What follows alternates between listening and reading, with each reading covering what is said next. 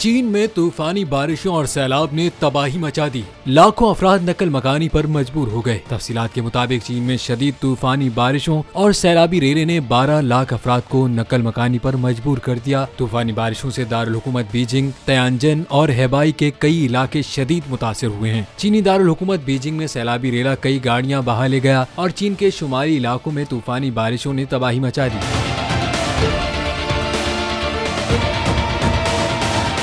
चीन जैसे तरक्की याफ्ता मुल्क में शदीद बारिशों के बायस घर, सड़कें, गाड़ियां और बाजार जेर आब आ गए, जबकि गाड़ियों की जगह कश्तियां चलने लग गई। वाज़ेह है कि समुद्री तूफान डॉक्सोरी जुमे को चीन से टकराया था। चीनी महकमा मौसमियात ने रवा हफ्ते एक और समुद्री तूफान चीन से टकराने की पेशगोई की है। गैर मुल्की मीडिया के मुताबिक बीजिंग में 40 घंटों के दौरान 1 माह की बारिश बरस गई और यूं शदीद बारिश ने 140 साल का रिकॉर्ड तोड़ दिया।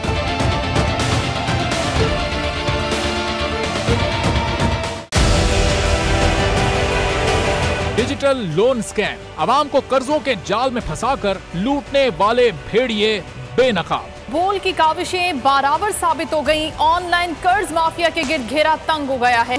बोल ने दिया अपने आवाम का साथ, उठाई इस स्कैम के खिलाफ आवाज। बोल की डिजिटल लोन स्कैम के खिलाफ आगाही मुहिम की सबसे बड़ी ट्रांसमिशन 59% आवाम ने देखी अपनी स्क्रीन पर, क्योंकि बोल है पाकिस्तान का नंबर 1 न्यूज चैनल।